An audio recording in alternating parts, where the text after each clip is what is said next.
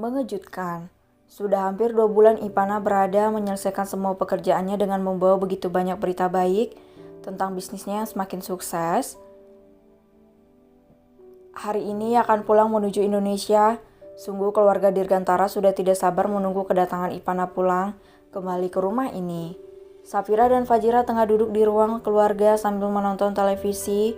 Irfan baru saja terlelap karena ia merasa begitu lelah. Waktu baru saja menunjukkan pukul 11.30 siang dan Ipana diperkirakan mendarat pada pukul 3 WIB nanti. "Kak, tolong nyalain televisinya sayang," ucap Fajira. Safira dengan patuh menuruti keinginan mertuanya. Ia mengganti channel untuk mencari sesuatu yang sangat menarik. Pemirsa, siang ini pesawat Dirgantara Corp yang diperkirakan tengah membawa nona muda Ivana dan 2 asisten pribadinya tiba-tiba saja hilang kontak. Diperkirakan pesawat itu jatuh menabrak gunung Hakakabo Raji ketika melintasi negara Myanmar. Berikut berita terkini yang sudah didapatkan, ucap pembawa acara. Safira dan Fajira membeku di tempat dengan rasa tidak percaya. Air mata mereka menetes tanpa bisa dicegah. Bunda, ucap Safira menangis. "Ya Tuhan," ucap Fajira tidak percaya. "Pak, panggil Fajri, cepat Kak," sambung Fajira berusaha untuk tenang. "Mas Irfan tidak boleh tahu masalah ini," batin Fajira yang ikut cemas. Ia segera berlari menuju kamar dan mengamankan semua elektronik. Ia akan membahayakan kondisi kesehatan sang suami. Ia mengunci Irfan di dalam kamar agar tidak bisa pergi kemana-mana. "Ya Tuhan, anakku," ucap Fajira menangis ketika kembali melihat televisi.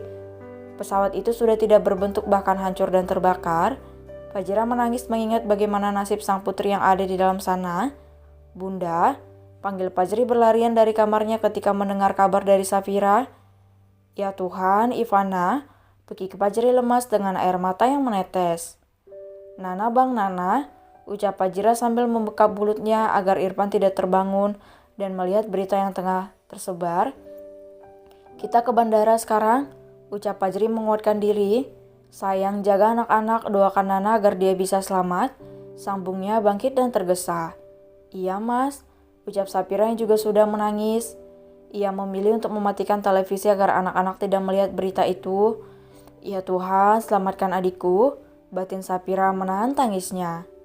Sementara itu, Fajri dan Fajira segera pergi menuju bandara untuk mencari informasi mengenai Ivana. "Astaga bang, bagaimana dengan Dede? Bunda gak kuat sayang. Ayah nanti bagaimana juga?" ucap Fajira menangis sesegukan. "Bunda, Aji gak tahu harus bagaimana, semoga Dede baik-baik saja," ucap Fajri berusaha menahan tangisnya. Memacu kendaraan dengan sangat cepat membuat Fajri harus diberhentikan oleh polisi. Namun ia segera menjelaskan apa yang terjadi, membuat polisi segera mengawalnya menuju bandara dengan sangat cepat. Tanpa memarkirkan mobilnya dengan bagus, Fajri dan Fajira segera berhambur keluar untuk mencari informasi mengenai Ivana. Banyak pasang mata yang melihat bagaimana mereka berdua berlarian menuju bagian informasi di bandara. Bukan hanya mereka, Karenja pun juga ikut berlarian ketika mendengar kabar yang sangat tidak ingin ia dengar. "Mbak, bagaimana informasi mengenai pesawat saya?" tanya Fajri. Bukannya menjawab, para resepsionis itu terpana melihat ketampanan Fajri dan Karenja. Brak! Fajri menggeprak meja dengan begitu keras sehingga membuat beberapa orang di sana terkejut dan memancing reaksi semua orang. "Kalian bisa bekerja tidak? Ini nyawa adik saya, minggir," ucap Fajri emosi dan mengambil alih komputer yang ada di sana. "Tuan, Anda tidak bisa seenaknya saja seperti ini. Mohon ikuti aturan kami, Tuan," cegat resepsionis itu.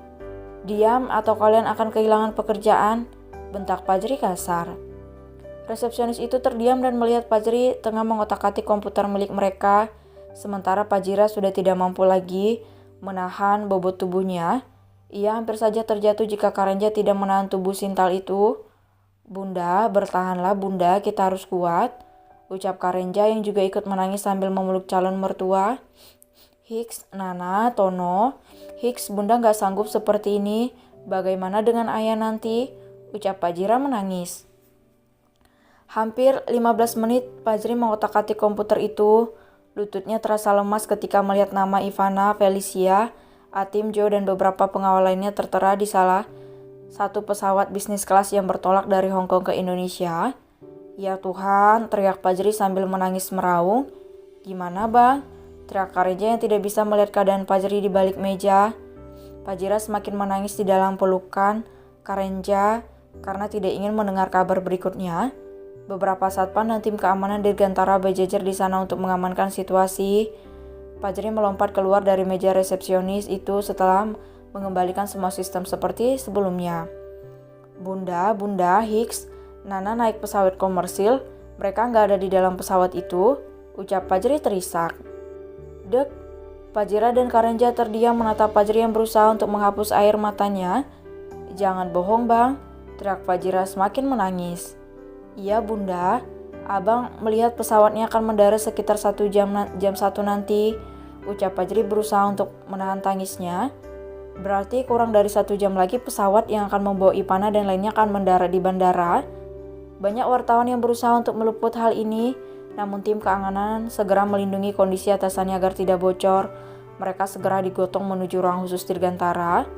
Bang, jangan bercanda, ucap Karenja yang masih belum percaya. Ini masalah nyawa adik saya, tidak mungkin saya berdusta untuk masalah ini, ucap Fajri tegas memandang Karenja dengan lekat dan jarak yang cukup dekat. Hicks, bang, apa kamu tidak salah lihat nak? Tanya Fajira lirih. Abang gak salah lihat bunda, mereka ada di dalam pesawat komersil. Semoga mereka mendarat dengan selamat di sini, ucap Fajri lembut sambil mengusap mata Fajira. Bunda belum siap, bahkan tidak akan pernah siap untuk kehilangan kalian, ucap Fajira memeluk Fajri dengan erat. Sementara Karenja hanya bisa berharap jika Ivana memang baik-baik saja. Ia ikut duduk di ruangan itu sambil mengelus cincin milik Ivana yang tengah ia pakai. Sementara itu sebelum berangkat, Joe memberi kabar jika pesawat Dirgantara mengalami kerusakan dan sudah berada di bengkel pesawat terdekat. Naik pesawat komersil saja, ucap Ivana dingin. Baik Nona, ucap Joe. Ia dan beberapa pengawal lainnya berkejaran dengan waktu memesan tiket pesawat untuk mereka kembali ke Indonesia karena pesawatnya itu akan berangkat dalam waktu 15 menit. Katakan, jangan dipaksa untuk membawa pesawat itu pulang jika tidak layak untuk diterbangkan, ucap Ivana menaiki pesawat dan duduk di atas kursinya. Baik Nona, ucap Joe. Ia masih sempat untuk mengirim pesan kepada pilot sesuai dengan perkataan Ivana. Sementara gadis itu sudah tidak memiliki waktu untuk kembali menghubungi keluarga jika ia menaiki pesawat komersil. Burung besi itu segera mengudara, lepas landas meninggalkan negara Hong Kong yang menjadi negara terakhir sebagai tujuan perjalanan bisnisnya.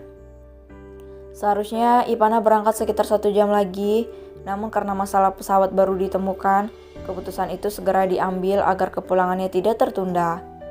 Nona, saya tidak menyangka jika nama Nona bisa naik peringkat dan sekarang berada pada nomor 12 Asia, dan sebentar lagi kita bisa menyusul Tuan Fajri yang ada di urutan pertama, ucap Felicia berbinar. Iya Pel, ini juga berkat usaha dan bantuan dari kalian semua, tetapi perasaan saya tidak enak. Coba kamu tanyakan kepada Joe apakah ia sudah mengirimkan pesan kepada pilot itu atau belum, ucap Ivana. Baik Nona. Felicia pergi menemui Joe untuk bertanya. Ia kembali duduk dengan tenang di sebelah Ivana dan mengatakan jika Joe sudah mengatakannya. Kenapa perasaanku tidak enak? Semoga keluargaku baik-baik saja, batin Ivana.